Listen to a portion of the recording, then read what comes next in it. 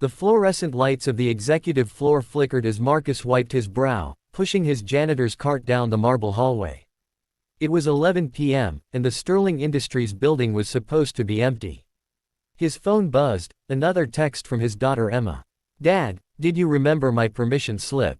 His heart sank. Between working 2 jobs and making sure his 8-year-old had everything she needed, he'd forgotten again. He was always forgetting something, always running behind, always one crisis away from falling apart completely. 6 months ago, his wife Sarah had lost her battle with cancer, and since then, every day felt like treading water in an ocean that wanted to pull him under. But he kept swimming, for Emma, always for Emma. Marcus reached the end of the hallway where the CEO's office stood, its double doors imposing and off-limits. The light was on inside. That was strange. He knocked gently, waited, then knocked again. Silence. Protocol dictated he check every room before locking up, so he pushed the door open just a crack. "I'm so sorry, I didn't," the words died in his throat. Victoria Sterling, the CEO whose face graced the cover of Forbes and Fortune, stood frozen in the middle of her office in nothing but a camisole, her blouse draped over a chair. But it wasn't embarrassment that stopped Marcus cold, it was the massive bruise blooming across her ribcage, purple and angry, and the way she instinctively wrapped her arms around herself, not in modesty but in protection. Their eyes met for a split second.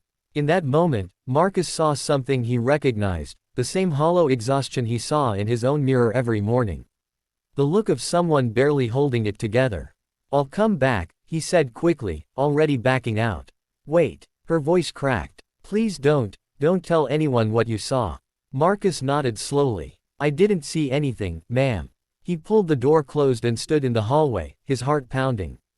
He should leave. This wasn't his business. But something about that look in her eyes, that desperate vulnerability, reminded him of Sarah near the end, when she'd tried so hard to hide her pain from Emma. He knocked again. "Ma'am, I have a first aid kit in my cart. And I make a decent cup of coffee." The silence stretched so long he thought she wouldn't answer. Then, quietly, "Come in." When he entered, she'd pulled on her blouse but left it unbuttoned over her camisole.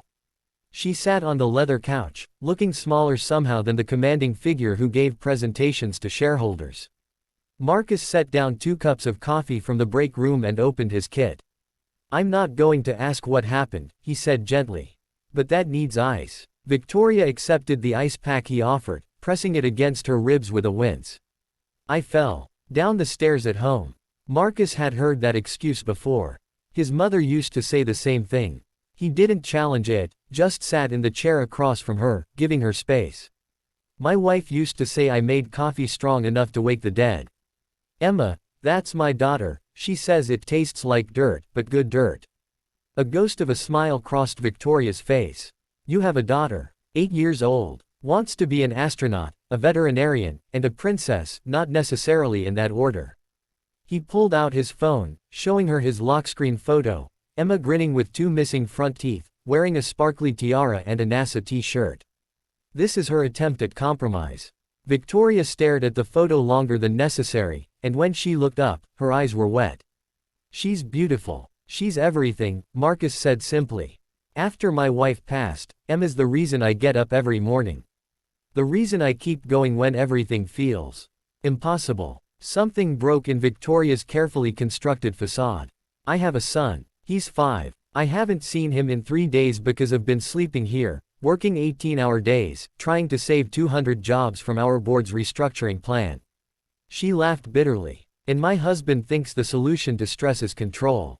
He thinks if he can just manage me better, make me smaller, quieter, more compliant, everything will be perfect." Marcus set down his coffee.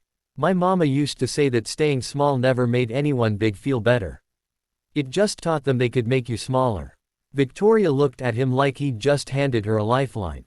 For the next hour, they talked. She told him about the pressure of being the only woman CEO in her industry, about feeling trapped between board expectations and her own moral compass, about lying awake at night wondering if she was failing as a mother, as a leader, as a person. He told her about burning Emma's dinner 3 nights in a row, about crying in the car between jobs, about the guilt of never being enough. "You know what's funny?" Victoria said. "I have all this power on paper, but I've never felt more powerless." And you, she gestured around, you clean offices, and yet you seem more in control of your life than I am of mine. Marcus shook his head. I'm not in control of anything. I'm just doing the next right thing, then the next one after that. Some days the next right thing is remembering Emma's permission slip. Some days it's just showing up. What's the next right thing for me? The question came out small, scared. I don't know, ma'am. But I know you deserve better than someone who hurts you. And that little boy needs his mom to be safe more than he needs anything else.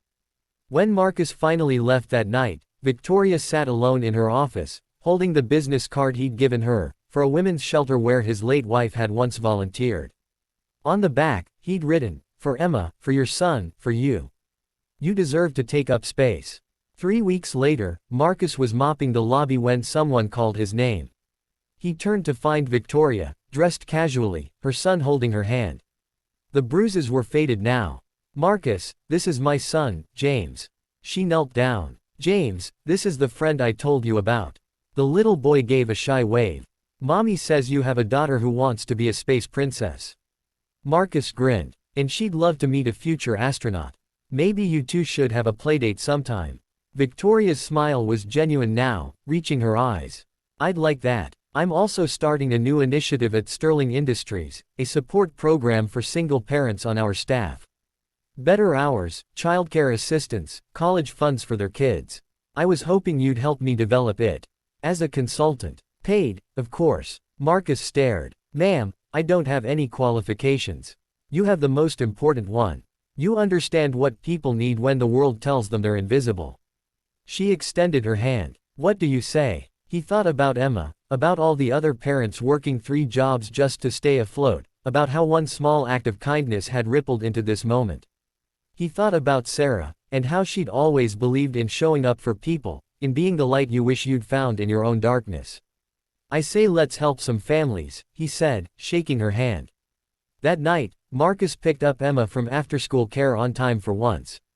As they walked hand in hand to the car, she looked up at him.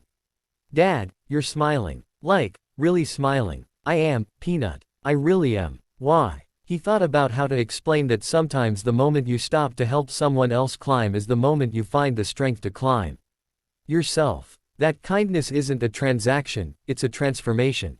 "Because I remembered that we're not alone," he finally said.